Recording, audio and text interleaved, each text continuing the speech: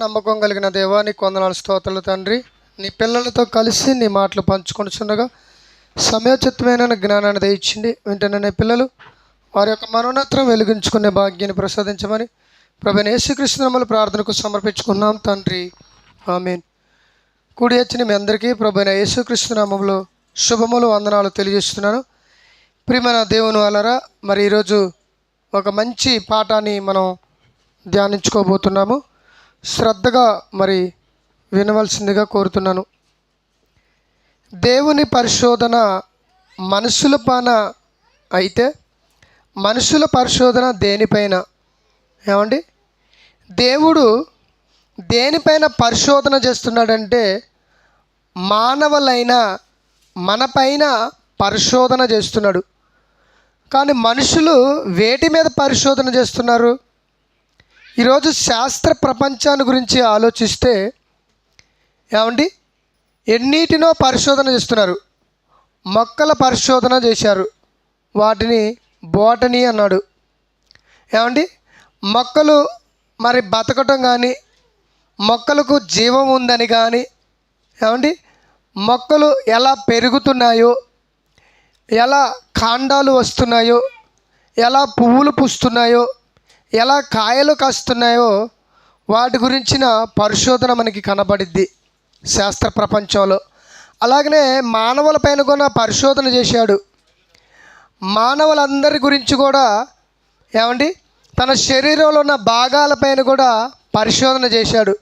గుండె ఎంత వేగంగా కొట్టుకుంటుంది, కిడ్నీ ఏ విధంగా పనిచేస్తుంది, కళ్ళు ఎంత ఘనంగా ఏమండి చూడగలుగుతున్నాయి, చెవులు ఎలా వినగలుగుతున్నాయి, ఇలా మానవ దేహాన్ని మొత్తటిని పరిశోధన చేసి ఏమండి దానికి ఒక పేరు పెట్టారు.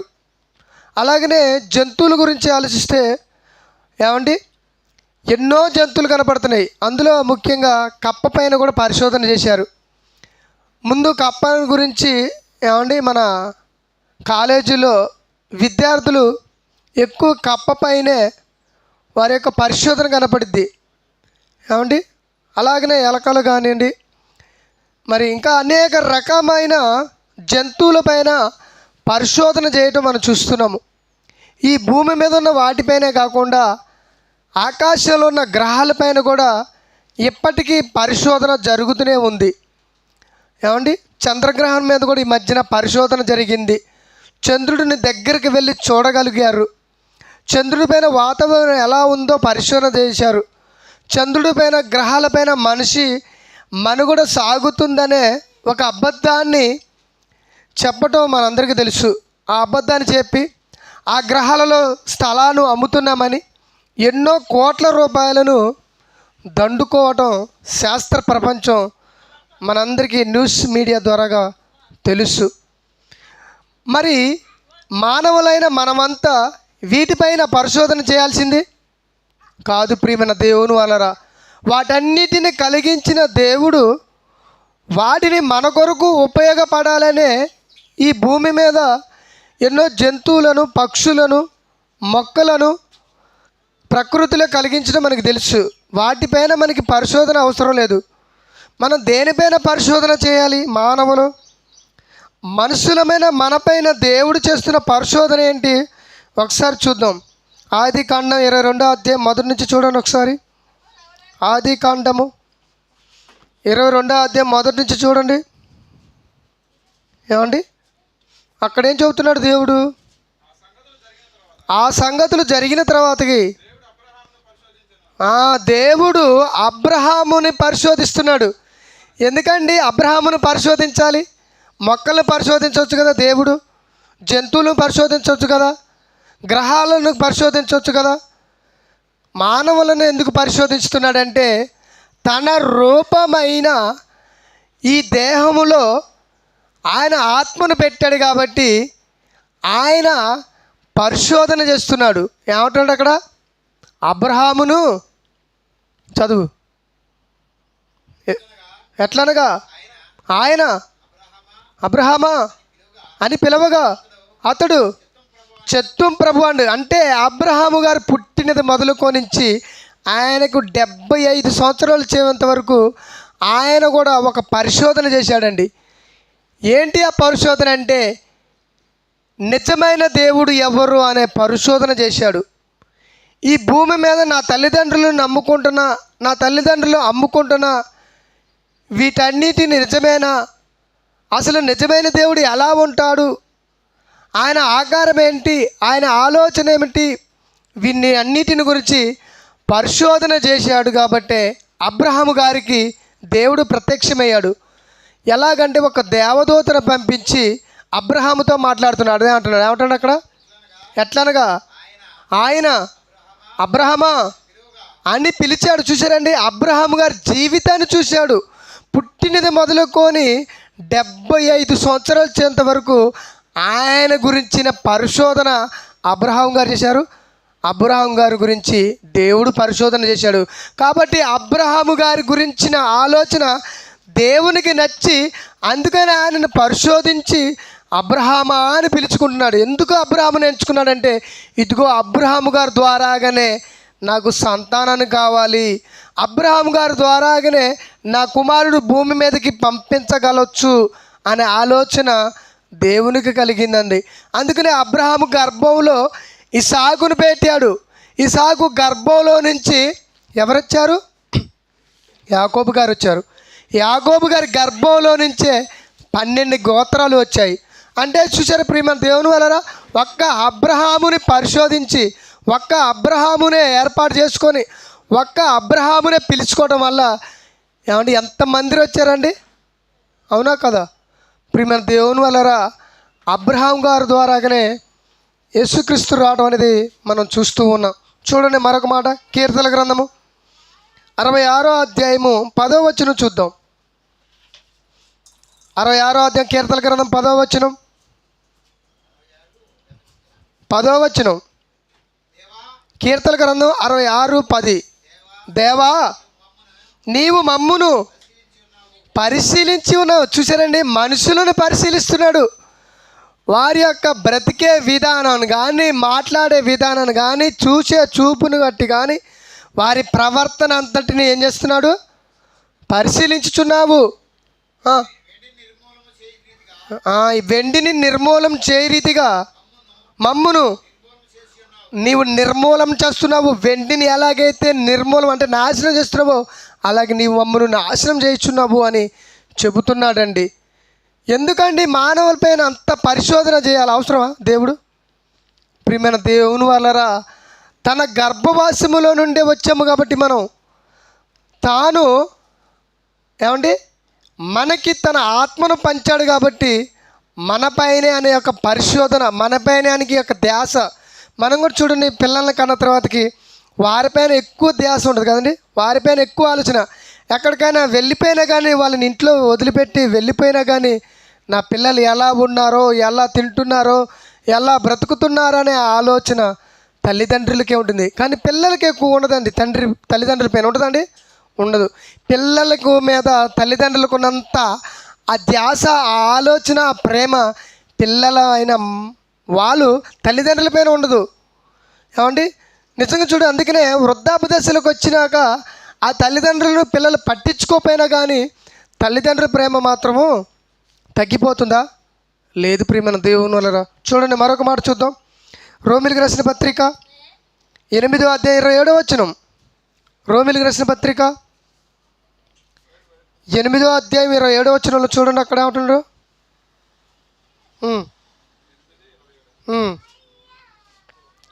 చదువు. రోమిలికి రాసిన పత్రిక. మరియు హృదయములను పరిశోధించువాడు ఆత్మ యొక్క మనసు ఏదో ఎరుగుతుందంట. చూసారండి, మన హృదయాలను పరిశోధిస్తున్నాడు దేవుడు. ఏమండి ఇక్కడ అదే చదువుతున్నాడు. ఏమంటాడు? మరియు హృదయములను పరిశోధించువాడు ఆత్మ యొక్క మనసు ఎట్టిదో ఎరుగును. అంటే మనలో ఉన్న ఆత్మ ఎలాంటిదో ఎరగగలిగేది ఎవరు? దేవుడే. నిజంగా నా మనసులో ఏముందో ఉద్దేశం మీకేం తెలుసా? మీ మనసులో ఎలాంటి ఉద్దేశం ఉందో నాకేం తెలుసా? తెలియదండి. ఎవరికి తెలుసు? దేవుడికి మాత్రమే తెలుసు. ఏమండి, అందుకనే దేవుడు మనుషులపైన పరిశోధన పెడుతున్నాడు. వీడు దేవుడిలోకి వచ్చి కూడా, దేవుడిలో బ్రతుకుతూ కూడా వీడి మనసు ఏమైనా మారిందా, అలాగనే ఉందా అని అది చెబుతున్నాడు. ఏమంటాడు, మరియు హృదయమును పరిశోధించాడు, హృదయాన్ని పరిశోధిస్తున్నాడు. వీడి హృదయం మారిందా లేదా, నన్ను నమ్ముకున్నాడు, సంఘంలో చేర్చబడ్డాడు, బాప్తీసాన్ని పొందుకున్నాడు, పాపపు జీవితాన్ని మార్చుకున్నాడా, తన హృదయంలో అలాగనే పెట్టుకున్నాడా అని ఏం చేస్తున్నాడు, పరిశోధిస్తున్నాడు. చూడండి, మరొక మాట చూద్దాం. కీర్తన గ్రంథము 139 అధ్యాయము 23వ వచనం చూద్దాం. కీర్తన గ్రంథము 139 అధ్యాయము 23వ వచనం చూడండి ఒకసారి. కీర్తన గ్రంథం 139:23. దేవా నన్ను పరిశోధించి నా హృదయములో ఉన్నవి తెలుసుకును. చూసారండి, దేవా నువ్వు నన్ను పరిశోధించి నా హృదయంలో ఉన్న వాటన్నిటిని తెలుసుకోమంటున్నాడు. కానీ మానవులైనా ఏమండి, ఈ ఆలోచన దేనిపైన ఉంది మానవులంతా అంటే, ఇదిగో జంతువులపైన పరిశోధన చేస్తున్నాడు, మొక్కల పైన పరిశోధన చేస్తున్నాడు, పక్షులపైన పరిశోధన చేశాడు, చేపలపైన ఎన్నో పరిశోధన చేశారు. ఇవి కాకోకుండా ఏమండి, ఆకాశంలో ఉన్న గ్రహాలపైన కూడా పరిశోధన చేస్తున్నాడు. వీటన్నిటిని గురించి దేంట్లో రాయబడింది, బైబిల్ గ్రంథంలో రాయబడింది. ఏమండి, ఈ బైబిల్ని కనుక చదివి పరిశోధిస్తే మొక్కల గురించి అర్థమైపోయింది. మొక్కల దగ్గరికి పోయి దాన్ని పట్టుకొని పరిశోధించవలసిన అవసరం లేదు. ఒక జంతువు దగ్గరికి పోయి జంతువును కోసి పరిశోధించవలసిన అవసరం లేదు. ఒక పక్షి దగ్గరికి పోయి దాన్ని కోసి దాన్ని పరిశోధించవలసిన అవసరం లేదు. ఒక మనిషి దగ్గరికి పోయి మానవుని ఏమండి కోసి వాడి యొక్క అవయవాలను పరిశోధించవలసిన అవసరం లేదు.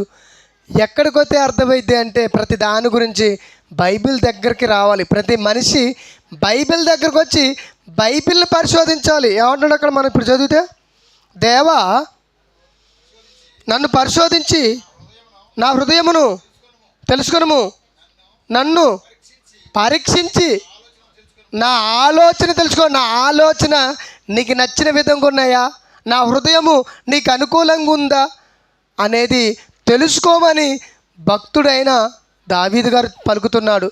నిజంగా మరి మన ఆలోచన నిజంగా దేవునికి అనుకూలంగా ఉందా, మన హృదయం దేవునికి నచ్చినట్టుగా మారుతుందా? ప్రియమైన దేవుని వల్ల మనం ఆలోచించాలి. మనల్ని దేవుడు పరిశోధించుతున్నాడన్న సంగతి నీకు తెలుసా?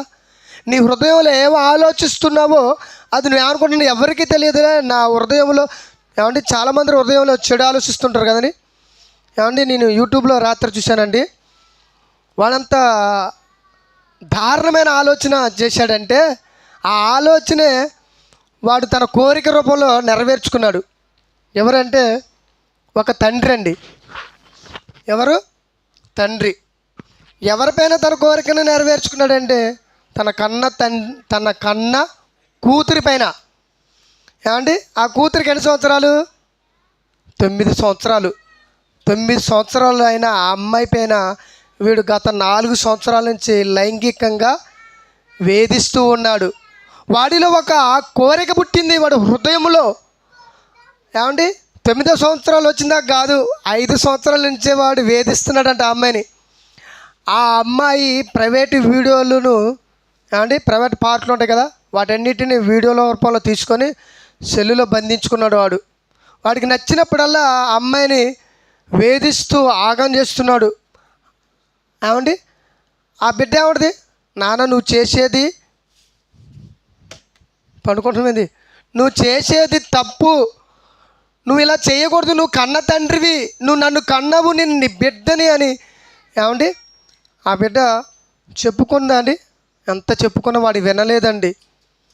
వాడు ఎంత దారుణంగా మారిపోయాడంటే, ఏమండి, ఒక న్యూస్ మీడియా ఒక అతను ఉండండి, అతను ఏం చేశాడంటే వాడిని ఎలాగైనా బుద్ధి చెప్పాలని వాడిని పట్టుకున్నాడండి. పట్టుకోవడానికి కనీసం అతనికి ఒక వారం 10 రోజులు పైనే పట్టి ఉంటుంది. వాడిని పట్టుకొని లైవ్లో తీసుకొచ్చి చిత్త కొట్టుడు కొట్టాడండి. నిజంగా ప్రియమైన దేవుని వల్ల మనుషులు ఎంత దారుణంగా మారిపోతున్నారు. వాళ్ళ హృదయ ఆలోచన ఏ విధంగా మారిపోతుందో అదే చెబుతున్నాడు. ఏమంటున్నాడు చూడు, ఇప్పుడు చదువు మరలా. 139:23లో ఏమంటాడు అక్కడ? దేవా నన్ను పరిశోధించి నా హృదయమును తెలుసుకునుము, నన్ను పరీక్షించి నా ఆలోచన, నాలో పుడుతున్న ఆలోచన మంచిదా కాదా తెలుసుకోమంటున్నాడు. నిజంగా దేవుడు ప్రతి మనిషి ఆలోచన తెలుసుకుంటున్నాడండి. ఆ బిడ్డ ఏమండి నిజంగా ఎవరికి చెప్పుకోలేని పరిస్థితి. మరి తల్లి ఉంది కండి, వాడి భార్య ఉంది, వాడి భార్య అని చెప్పాలి కదండి. వాడి భార్య కూడా సరిగా పట్టించుకోలేని పరిస్థితి. మరి వాడి తల్లి, ఆ తల్లి కూడా చెప్పలేని పరిస్థితి. ప్రియమైన దేవుని వలన ఆ యొక్క బాధను ఎవరు గ్రహించారు?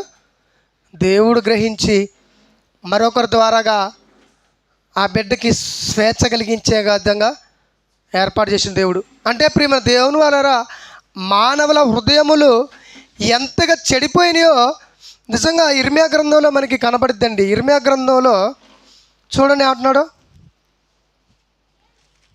ఇర్మియా గ్రంథంలోనే మనకి కనబడుద్ది. ఏమండి చదువు. హృదయము ఎంతగా చెడిపోయిందో మనకి అక్కడ కనబడుద్ది. దొరికిందా? 17వ అధ్యాయము 9వ వచనం చదవాలి. హృదయము అన్నిటికంటే మోసకరమైనది, అది ఘోరమైన వ్యాధి కలది. దానిని గ్రహింపగలవాడు ఎవడు? వాడిని ప్రవర్తన బట్టి వాని యొక్క క్రియల ఫలము చొప్పున ప్రతీకారం చేయుటకు చదువు. యెహోవాను నేను హృదయమును పరిశోధించువాడును. చూసారండి, వాడు చేస్తున్న చెడ్డ కార్యక్రమాలను దేవుడు పరిశోధించి తెలుసుకుంటూ ఆ బిడ్డకి రక్షణను కల్పించాడు. ఒక ఛానల్ ద్వారాగా ఒక అతను ఛానల్ను క్రియేట్ చేసుకొని ప్రతి మనిషికి న్యాయం చేయడానికి పోరాటం చేస్తున్నాడండి. నిజంగా 9 సంవత్సరాలు అంటే ఆ బిడ్డ ఎంత ఉంటుందండి? నడవలేకపోతుందంట ఆ అమ్మాయి. వాడు చేసిన లైంగిక వేధింపు వలన నడవలేని పరిస్థితి, కడుపులో నొప్పి లేస్తుందంట, ఎవరికి చెప్పుకోలేని పరిస్థితి, ఫ్రెండ్స్కు చెప్పుకోలేని పరిస్థితి. ఎంత దారుణంగా మానవులు పాడైపోతున్నారో దేవుడు ముందుగానే పసిగట్టి చెబుతున్నాడు. హృదయము అన్నిటికంటే మోసకరమైనది, అది బహు ఘోరమైనది, వ్యాధి గలది. దానిని ఎవడు గ్రహించగలడండి? నా హృదయంలో చెడు కలుగుతుందో మంచి కలుగుతుందో, మీ హృదయంలో మంచి కలుగుతుందో చెడు కలుగుతుందో, అది గ్రహించగలిగేది ఎవరంటే దేవుడు మాత్రమే. అందుకనే ఈ హృదయములో కలుగుతున్న ఈ చెడంతటిని తుడిచిపెట్టబడాలంటే ఇదిగో ఇలాంటి దేవుడు మాటల వలనే తుడిచివేయబడింది. కానీ దేవుడి మాటల వల్లనే తుడిచేయగలుగుతాం, కానీ మరలా వేరే విధంగా తుడిచేయగలుగుతామండి? తుడిచేయలేమండి. ప్రియమైన దేవుని వల్ల దేవుడి మాటలే మనిషిని హృదయాన్ని గద్దిస్తుంది. ఆయన వాక్యమే మనుషుల యొక్క ఆలోచనను గద్దింపజేసి మార్చగలిగే శక్తి దేవుని వాక్యానికి ఉంది. ప్రియమైన దేవుని వల్ల మరొక మాట చూద్దాం ఈ సమయంలో. దినవృత్తాంతం మొదటి గ్రంథము 28వ అధ్యాయం 9వ వచనం చూద్దాం ఒకసారి. దినవృత్తాంతములు మొదటి గ్రంథము 28వ అధ్యాయం 9వ వచనం.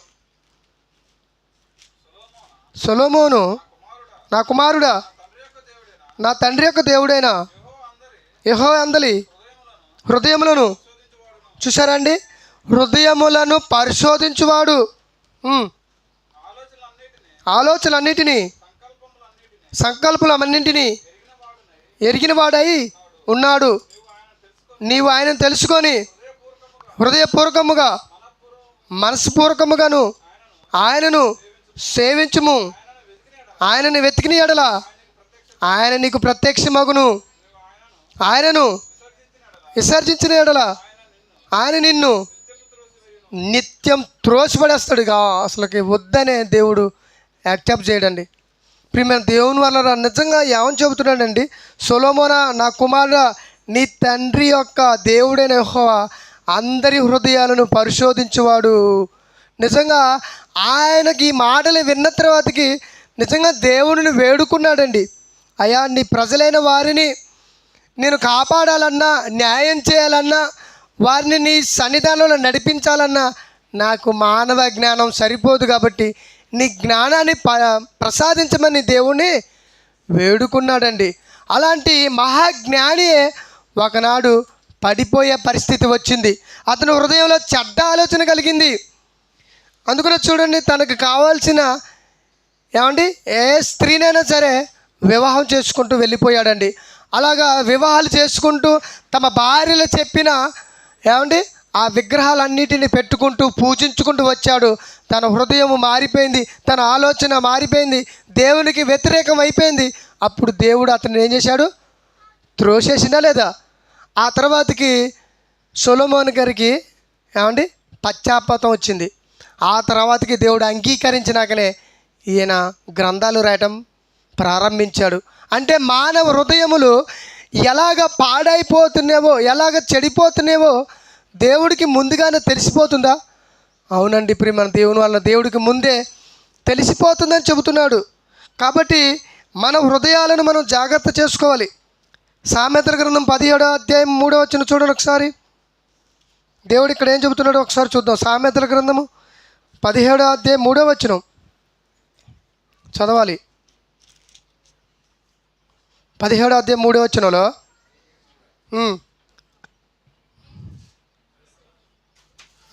చదువు. సామెతల గ్రంథం 17వ అధ్యాయం 3వ వచనంలో వెండికి మోస అనేది తగినది, బంగారమునకు కొలిమి తగినది, హృదయ పరిశోధకుడు యెహోవా అంటున్న. వెండి గురించి, బంగారం గురించి ఎందుకు చెప్తాడో తెలుసా? వెండికి మోస కావాలి. వెండి రావాలంటే మోస ద్వారాగానే వెండి. పట్టీలు ఎండియేనా? మరి మెట్టెలు ఎండియే కదా. మనం మెల్ల వేసుకుంటున్న చిన్న చిన్న ఎండి కూడా వేసుకుంటున్నాం కదండి. చేతికి బ్రాస్లెట్ లాగా కూడా వెండి పెట్టుకుంటున్నాం కదా. ఉంగరాలు కూడా ఎండి పెట్టుకునే వాళ్ళు ఉన్నారు కదా. ఈ వెండి తయారు కావాలంటే దానికి ఏంటిది కావాలి? మోస ఉంటేనే ఆ మోస ద్వారానే కరిగించి, మరి పట్టి తయారయ్యట్లేదు అనుకున్నాం, అది కరిగించాలి. దాన్ని కరిగించి దాని ఆకారాన్ని పోయాలి. ఒక మెట్టె తయారు కావాలన్నా దాన్ని కరిగించి, వెండిని కరిగిస్తే ఆ యొక్క మెట్టె తయారైద్ది. దానికి కావాల్సింది మోస. అలాగనే బంగారం. ఈ బంగారాన్ని కూడా చౌదిత్తుల రూపంలో కానీ, ముక్కు పొడుక రూపంలో కానీ, మెల్ల వేసుకుంటున్న గొలుసు రూపంలో కానీ, దీనికి ఏంటిదంటే కొలిమి, అంటే వేడి చేయాలి, దాన్ని కరిగించాలి. అలాగానే హృదయాన్ని పరిశోధించేవాడు ఎవరంటే యెహోవాయే. పరిశోధిస్తూ ఏమంటున్నాడు ఇక్కడ? చెడు నడవడి గలవాడు దోషపు మాటలను వినును. అంటే చెడు నడతలు నడిచేవాడు దోషపు మాట, అంటే చెడ్డ మాటలను ఏం చేస్తాడు? వినటానికి ఇష్టపడతాడు. మంచిని ఇష్టానికి ఇష్టపడ్డు. మంచిని వినటానికి ఇష్టపడేది ఎవరంటే మనమేనండి. ఇక్కడ ఉన్న మీరంతా మంచిని ఇష్టపడుతున్నారు. మంచి అనగా దేవుని యొక్క మాటలే మంచి. ఆ మాటలను మీరు వింటున్నారంటే నిజంగా మీరంత ధన్యులండి. మంచిని వినడానికి ఎక్కువ ఇష్టపడుతూ సమాజం. అందుకనే చూడండి, మంచినే కదండి ప్రకటిస్తానికి వెళ్తుంది స్వార్థ రూపంలో. ఆ మంచినే ఏమంటున్నారు? మాకొద్దు నాయన, మా గ్రామంలోనికి మీరు రావద్దు అని బోర్డులు పెట్టేశారు. అంటే మంచిది కాదు వినాల్సింది. ఏమి వింటున్నారు? చెడు వింటున్నారు. అదే చెబుతున్నారు, చెడు నడవడి గలవాడు దోషపు మాటలే వింటాడు కానీ మంచి మాటలు వాడు వినడు అంటున్నాడు. మరొక మాట చూద్దాం. పేతురు రాసిన మొదటి పత్రిక 1వ అధ్యాయం 7వ వచనం. పేతురు రాసిన పత్రిక మొదటి పత్రిక 1వ అధ్యాయం 7వ వచనం చూడండి ఒకసారి.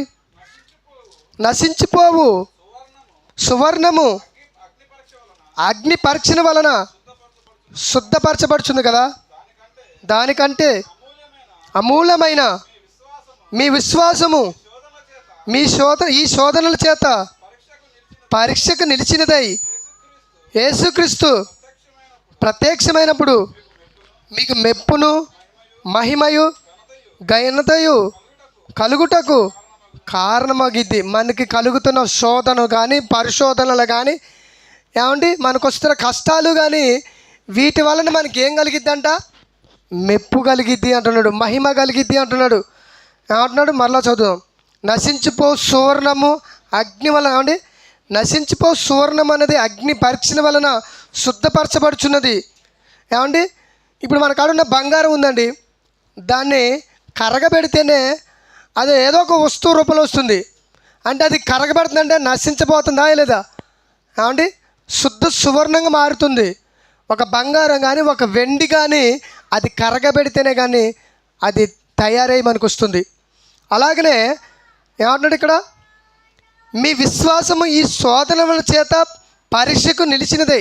చూసారండి, పరీక్షకు నిలబడాలి. దేవుడు మనల్ని ఏం చేస్తున్నాడు? పరీక్షిస్తున్నాడు.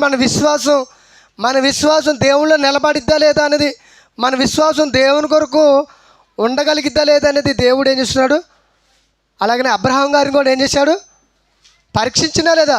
నీ ఒక్కగానే ఒక కుమారుడు నాకు కీ అనేసరికి ఇస్తడా లేదా వెనకాడతాడా అని దేవుడు పరిశోధించడా లేదా? ప్రియమైన దేవుని వల్ల అలాగనే మన విశ్వాసాన్ని కూడా దేవుడు ఏం చేస్తాడు? పరిశోధిస్తాడు. అంటే దేవుడు మన పైన ఎంత పరిశోధన చేస్తాడో అర్థం చేసుకోండి.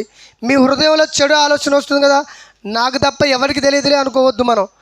నేను అనుకోవద్దు, మీరు అనుకోవద్దు, ఈ మాటలు వింటున్న అనేకులు అనుకోవద్దు. మన యొక్క ఆలోచనలను, మన మాటలను, మన ఉద్దేశాలన్నిటిని దేవుడు పరిశోధన చేస్తున్నాడు. చూద్దాం యెషయా గ్రంథము, ఇప్పుడు చూద్దాం యెషయా గ్రంథం 34:16లో మనుషులమైన మనం ఏం చేయాలి అనేది ఇక్కడ దేవుడు చెబుతున్నాడు. యెషయా గ్రంథం 34:16 వచనంలో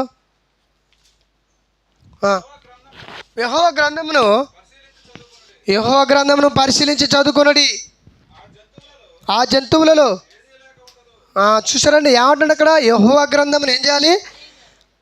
పరిశీలించి చదువుకోవాలి. కానీ తప్ప మొక్కలను పరిశోధించడం, జంతువులను పరిశోధించడం, పక్షులు పరిశోధించడం, గ్రహాలను పరిశోధించడం కాదు. యెహోవా గ్రంథాన్ని పరిశీలిస్తే ఆ గ్రంథంలో రాయబడతాయి. పక్షుల గురించి రాసిండు, మొక్కల గురించి రాసిండు, జంతువుల గురించి రాసిండు. అవునా కదండి? మానవ దేహాన్ని గురించి కూడా దేవుడు రాసిండు. కాబట్టి వీటన్నిటిని గురించి తెలియబడాలి అంటే మనకి బైబిల్ పరిశోధిస్తే ఏమండి సింపుల్గా మనకి తెలిసిపోయేది. ఈ మొక్క కాడిపోయి మొక్క గురించి ఎంతగానో పరిశోధిస్తే ఎంత టైం వేస్ట్. అవునా కదండి? మొక్కలు బతికున్నాయో బైబిల్లో రాయబడ్డాయి, మొక్కలు ఎలా ఎదుగుతున్నాయో రాయబడ్డాయి, నక్షత్రాలు కదులుతున్నాయా లేదనేది బైబిల్లో రాయబడ్డాయి. అవునా కదండి? ప్రతిదీ దేవుడు బైబిల్లో రాశాడు. కాబట్టి వాటిని ఏం చేయాలంటాడు? పరిశోధించమంటాడు. కానీ మానవులు పరిశోధిస్తున్నారా? చూడండి, యోహాను రాసిన పత్రిక 5:39 వచనం. యోహాను రాసిన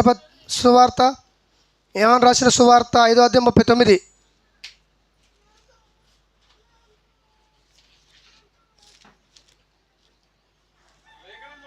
లేఖనములందు మీకు నిత్యజీవము కలదని తలంచుచు వాటిని పరిశోధించుతున్నారు, అవి నన్ను గూర్చి.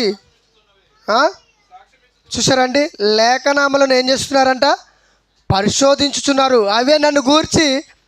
అంటే 39వ వచనంలో కనపడుతుంది మనకి. 39గా చదివింది, చదువు మరొకసారి. లేఖనములందు మీకు నిత్యజీవము కలదని తలంచుచు వాటిని పరిశోధించాలి. అంటే నిత్య జీవానికి వెళ్ళాలంటే లేఖనాలను పరిశోధించాలి అంటే నువ్వు లేఖనాలను పరిశోధిస్తే నిత్య జీవం నీకు దక్కిద్ది అంటున్నాడు. అంటే నిత్య జీవం దక్కాలంటే లేఖనాలు పరిశోధించాలా?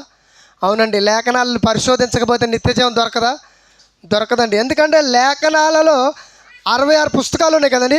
ఈ 66 పుస్తకాలలో దేవుడు ఎక్కడెక్కడ ఏ మాటలు రాశారో వాటన్నిటిని మనం తెలుసుకొని ఇతరులకు ప్రకటించాలి. అలా ప్రకటించగలిగితేనే నిత్య జీవం మనకి. అలా తెలుసుకోగలిగితేనే, అలా పరిశోధించగలిగితేనే, అలా చదువుకోగలిగితేనే మనకి నిత్య జీవము అంటున్నాడు దేవుడు. చూద్దాం, చివరికి ఒక మాటను చూద్దాం. కీర్తన గ్రంథం 44:21 వచనం. ఇక్కడ ఏమంటున్నాడు చూద్దాం దేవుడు. కీర్తన గ్రంథం 44:21 వచనం. కీర్తన గ్రంథము 44:21 చూడండి. హృదయ రహస్యాలు ఎరిగిన దేవుడు ఆ సంగతిని పరిశోధింపక మానునా? ఏ సంగతిని? మానవ హృదయాల్లో జరుగుతున్న ఘోరాలను పరిశోధించక మానునా? ఏమండి, దావీదు హృదయంలో కలిగిన ఒక చెడ్డ ఆలోచన దేవుడు పరిశోధించి నతనేలుని పంపించడా లేదా? అలాగనే ఏమండి, శాంసోను ఉంది కదండి, సంసోను గారు కూడా ఎలాంటి ఆలోచన కలిగి ఆయన మరి ఎవరి దగ్గరికి వెళ్తున్నాడండి? ఒక వేశ్యతో కలవడానికి వెళ్తున్న సమయంలో దేవుడు ఏం చేశాడండి, ఒక సింహాన్ని పంపించాడు. సింహం ద్వారాగా తెలుసుకున్నాడు, అంటే దాన్ని చంపేశాడు. ఆ తర్వాతకి సింహానికి కూడా తేనెను కలిగించాడు, తేనె పుట్టేలాగా చేశాడు. ఆ తేనె తినేటప్పుడైనా అర్థమైందా అంటే దేవుడు ఏం చేస్తున్నాడు, ప్రతి మనిషిని పరిశోధిస్తున్నాడు. దేవుడు హెచ్చరిస్తాడు. ప్రతి మనిషి తప్పును ఏదో ఒక దూరంగా ఖండిస్తూనే ఉంటాడు, మార్చుకోవడానికి ప్రయత్నం చేసే విధంగా చేస్తున్నా, కానీ మానవులు తెలుసుకోలేకపోతున్నారు.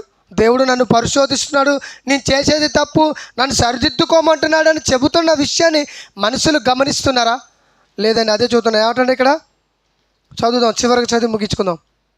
21వ వచనం మళ్ళా చదువు. హృదయ రహస్యములను ఎరిగిన దేవుడు ఆ సంగతిని పరిశోధించక మానునా, నిన్ను బట్టి దినమెల్లా మేము వధించబడుచున్నాము, వదకు సిద్ధమైన గొర్రె పిల్లమని మేము ఎంచబడుచున్నాము. ప్రభువా మేలుకొనము, నీవేళ నిద్రించుచున్నావు, లెమ్ము, నిత్యము మమ్మను విడనాడుకుమా అని వేడుకుంటున్నాడండి భక్తుడు. నిజంగా ప్రేమ దేవుని వాళ్ళ హృదయ రహస్యాలను, మన హృదయంలో ఎలాంటి రహస్యమైన కార్యక్రమాలు ఆలోచనలు పుడుతున్నాయో అది దేవుడు మాత్రమే ఎరగగలుగుతున్నాడు, దేవుడు మాత్రమే పసిగట్టగలుగుతున్నాడు. ఈరోజు మనిషి హృదయంలో ఎలాంటి చెడ్డ ఆలోచనలు కలుగుతున్నాయో, ఒక కూతురు అన్న ఆలోచన కూడా లేదు వాడికి, ఒక అత్త అన్న ఆలోచన కూడా లేదు. ఒకడండి ఏమండి ఒక అమ్మాయిని ప్రేమించి పెళ్లి చేసుకున్నాడండి. ప్రేమించి పెళ్లి చేసుకున్న తర్వాతకి వీళ్ళిద్దరూ ఒకటై ఏమండి కుటుంబంగా జీవిస్తున్నారు కదా. ఈ కుటుంబంలోకి అత్త ప్రవేశించిందండి. వీళ్ళిద్దరి మధ్యలో ఏమండి భార్య భర్తల మధ్యలో గొడవ అవుతుంది కదండి. ఈ అత్త ఏం చేసింది, జోకింగ్ చేసుకొని నా బిడ్డ పైన ఊకే ఏమండి ఈ గొడవ ఏంటి, ఈ తగాదేంటి, ఎందుకని ఇలా మాట్లాడుతున్నారు కదండి. వీటి విషయంలో వాడు ఏం చేసిందంటే అండి, సెల్లులోనే వచ్చింది, ఇది నిజంగా చెబుతున్నాను మీకు, అబద్ధాలు కట్టుకథలు కాదు. ఏమండి ఇది జరిగింది, అయిపోయింది. ఇతను ఏం చేశాడంటే ఈ భర్త ఏమండి ఈ అల్లుడు అత్తను ఎక్కించుకొని ఎక్కడికో వెళ్తున్నాడండి. ఈ వెళ్తున్న సమయంలో వీళ్ళిద్దరికి మధ్యలో మరలా గొడవ వచ్చింది. ఈ అల్లుడు ఏం చేసిందంటే చేతులను హెల్మెట్ తీసుకుని ఒక్కటి ఇచ్చిందండి. ఆ దెబ్బకి ఆమె అయిపోయిందంటే కింద పడిపోయి చచ్చిపోయింది. అంటే చూడండి, అంటే హృదయంలో ఎలాంటి చెడు ఆలోచనలు పుడుతున్నాయో ఆమెకి ఏమైనా తెలుసా అండి, అత్తకి నన్ను కొట్టి చంపుతాడు అల్లుడు అని ఆమెకి తెలుసా? అది తెలుసుంటే పోపోయేది కదా ఎమ్మడిపడి. అంటే ప్రేమ దేవుని వల్ల మనసులో హృదయంలో ఎలాంటి చెడు ఆలోచనలు పుడుతున్నాయో అది దేవుడు మాత్రమే గ్రహించడు, కానీ మనుషులు ఎవ్వరు కూడా గ్రహించలేవరండి. నిజంగా అది గ్రహించగలిగే ఆలోచన మనుషులకుంటే ఏమండి ఇలాంటివన్నిటిని కాపాడగలరండి. కాపాడతారా లేదండి? కాపాడగలుగుతారా లేదా? కాపాడగలరండి. కాబట్టి ప్రియమైన దేవుని వారా మనుషుల హృదయంలో ఉన్న ఆలోచనలన్నింటినీ బయట పెట్టేది దేవుని వాక్యమే. ఆ ఆలోచనలన్నింటినీ సరిదిద్దేది దేవుని వాక్యమే. ఆ వాక్యమే మన హృదయంలో ఉన్న చెడును ఏం చేస్తుంది, కడిగి వేస్తుంది. కళ్ళు మూసుకుందాం, ప్రార్థన చేసుకుందాం. ప్రార్థన. ప్రేమ నమ్మకం కలిగిన మా గొప్ప దేవా, నీకు వందనాలు స్తోత్రాలు తండ్రి. నీ పిల్లలు ఇప్పటి వరకు నాయన అనేకమైన విషయాలను విన్నారు తండ్రి.